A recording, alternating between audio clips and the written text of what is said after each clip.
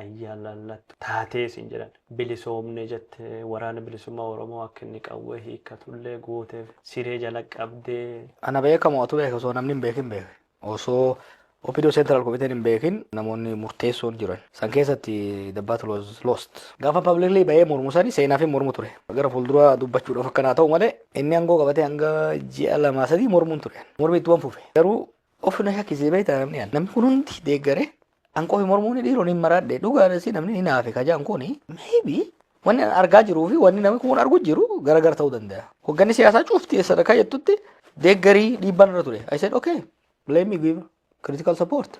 Akkuma siin jettani osoon jaaladhu osoon akkana godhee jiraadhe warri amma silaama gaafsan deeggaree maal yaalallu maal jedhu kuni osoo mormii kiyyaanitti fufe jawaartu mormee xalafee isa sakaalee maal yeroo sana amma godhanii jedhamaa ture wal sakaaluun kun dhaabachuu qaba nam kennan sakaalee ammallee kajoo jira bar amma hoggaan mormuu eegalullee maaliif mormii takajoo jira biyya galee viidiyoolee siif hin kennan fakkeenya waan hin haasayaa ture biyya hoggaan galee critical support godhuu qabna wanti gaggaarii jirtu faarsuu qabna jajjabeessuu qabna waan hamtuu immoo karra deebisuu qabna.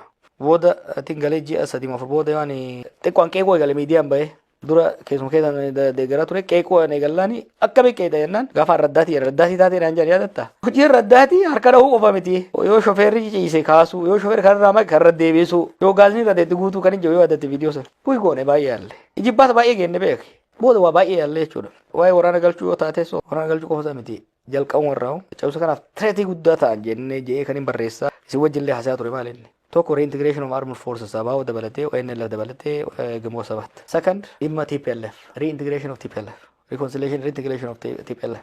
Sadaffaa dhimma Eertiraati akkasumas dhimma Amaaraaf Oromoo kanaa jechuudha. I think Abiyyaan qabatee yeroo gabaabaa keessatti warra Asmaraa jiranis qunnamuudhaan hunda isaanii qunnamuudhaan dubbii humnoota hidhatanii jiranii kana daddafaa itti furu. Maaliif transitionii keessa wanni dhufu ce'umsi jechuudha. Baatii jahan waggaa tokko jalqabaa keessatti milkaa'e ofuufa. Transition keessattuu multi ethnic ta'e multi national ta'e keessatti gara ce'umsaaf gaa seente yoo sirriitti maaneji goote gara dimookiraasii deemta yookaan wal waraansa seenta. Kana yeroo baay'ee itti yaadaas qorachaas barreessaas waan hin tureef carraaqii baay'ee waan sanaaf yaadni adda bilisummaa Oromoo qofa osoo hin ta'in ONLFs qunnamaan ture warra Gimboo Sabaattis qunnamaan ture yeroo sanitti reintegrate gochuu DDR hojii amma booda amma jidduu kana DDR maal jedhanii raasan kana standard barreessuun ture asarri as 2018 DDR proper yoon godhin humnoota qawween hidhataa turan kana gaafilee bosonatti isaan galchan san jalaa furanii yoon furin beekun wal waraansa deemuu danda'a. Jennee dhiibbaa godhaa turre. Warri abaa'oo shakkii qabaachaa turan. Warri mootummaa fedhii qabaachaa turre.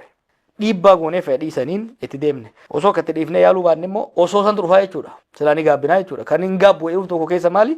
Waan ni ta'a jedhee yaade hunda hojjedheera. Milkaa'uu dhabuu danda'a garuu waan ce'umsa kana milkeessuudhaaf barbaachisu hunda yaaleera.